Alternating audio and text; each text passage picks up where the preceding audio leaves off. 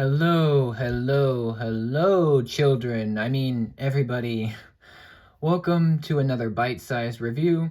Today we'll be taking a look at Lemony Snicket's A Series of Unfortunate Events, the 2004 movie version of the story. And this was directed by Brad Sibberling, and it has a ton of stars: Jude Law, Jim Carrey, Emily Browning, Leah Macon, Meryl Streep, Billy Connolly, Catherine O'Hara, so many actors, and it's a star-studded film. It is awesome. Jim Carrey plays Count Olaf in this version, and he is the distant relative to the three Baudelaire orphans who are played by Liam Aiken plays Klaus, and then Emily Browning plays Violet.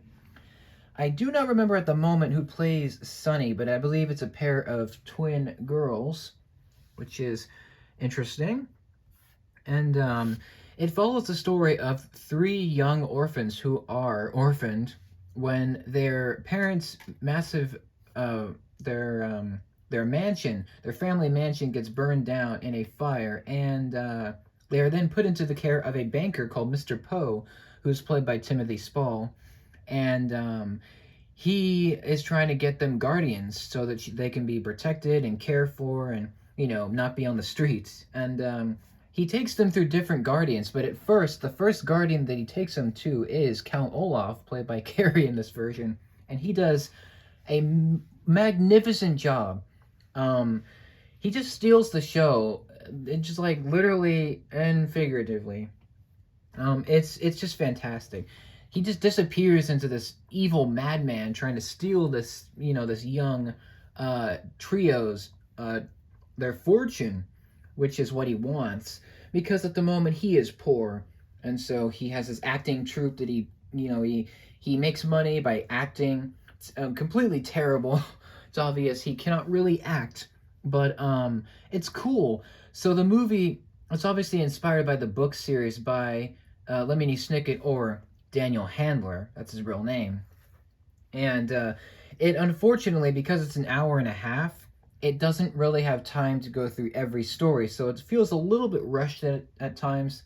It is an hour and a half, so it's not, a complete story like the Netflix series, which I have seen, and I do love that as well, though not to the extent of the movie. It's probably because I did grow up watching this first, and then I read the books, and then I saw the series, so, there's a little bit of bias there. But this is great. Basically, this movie takes the Bad Beginning, which is book one. It takes the Wide Window, which is book three, and then it takes the Reptile Room, which is book two, and it kind of so Bad Beginning goes first, then the Reptile Room goes second, and then it kind of finishes with the Wide Window, but then it goes back to the Bad Beginning for the very end of the film. So it kind of jumps in between. It kind of rushes through all the Guardians. Like, Billy Connolly doesn't get a lot of screen time as Uncle Monty, and Aunt Josephine, played by Meryl Streep, she doesn't get a ton of screen time either, but I think the impact of them is what matters, and they do have a great impact, despite not having a lot of screen time. Same with Catherine O'Hara as Justice Strauss. She doesn't get a ton of screen time. Same with Mr. Poe, Timothy Spall. But I think they have a great kind of repertoire with Carrey's Count Olaf, and their dialogue, all their different scenes are really well done, despite them not having a ton to do. But I think this was really well made, really well acted, and I just love the atmosphere of this movie. Definitely one of my favorite movies, like, ever in general. Despite me not having read the books before I saw the movie, so I saw this, and then I started reading the books. Then I saw the series again. So I didn't have any context of the books. But yeah, I've read let's see, 3 of the books. They're really great. I'm gonna finish them, obviously. But I love this movie. It just has a very Tim Burton quality to it. Like, everything is very kind of noir. It feels very old-fashioned, very timeless in a way. I guess timely and timeless. Like, it feels like it's the 40s or 50s. But then again, it also feels kind of modern at the same time, which I like that. Brad Sibberling does a fantastic job of directing this film. It just feels so unique and really well done, despite the pacing being a little bit off at times because it is an hour and a half, so you got to kind of rush through some of the things. But it's great. The production is fantastic. The music is awesome. And like the tone of it is just really well in line with the books and with the show too. You can tell the show kind of took influence from the movie, more than a few times. Um, Jim Carrey, this is my favorite role of his, Count Olaf. It's just so dumb, like it's comedic. He plays him seriously, but then he doesn't.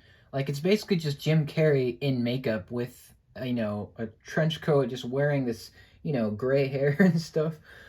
It is awesome. Like the prosthetics for him are amazing. The designs of all the costuming is excellent. It just feels so great, and it looks so great. And the CGI, although there is some CGI, it's not like that. There's not a lot of it. It's not that frequent. But when it is on screen, it's great. It doesn't age at all. Well, I mean, for the most part. I mean, if you look really closely, you can tell it is kind of outdated, but it's just fantastic. This movie has just a great cast, and it knows what to do with them. And when the Guardians eventually, die, you feel for them, despite it being a little rushed. Yeah, the ending is hilarious. I love the ending, even though it is kind of slapstick and comedic and goofy. But that's what Jim Carrey's known for. I do think this is one of his best roles. This movie is highly underrated. I don't really see people talking about it, that much anymore, which is kind of sad. I do think comparing it to the show, it's a little bit, I don't know, maybe it's a little bit unfair because the Netflix series has it did all the stories, all the books, events, so it's not complete. But I think this is a worthy adaptation, even if it's not, complete. I think it is really well done for what it is. I do want to mention also Jude Law. He plays Lemony Snicket in this film, and I think he does a wonderful job of keeping himself shrouded in mystery. I think that's something that the series doesn't really do that well. But we'll get to the series when we get to that. Overall, Lemony Snicket's A Series of Unfortunate Events is a fantastic adaptation, even if it is incomplete. I will give it a 10 out of 10. There might be some bias there, but I thoroughly enjoy this movie, and I will continue to for years to come. I've seen it so many times now, and I think it is just better and better every time I see it.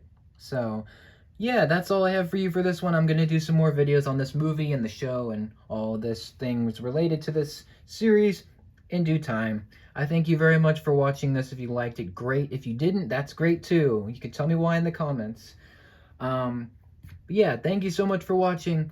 Take care, and I will see you in the next unfortunate event.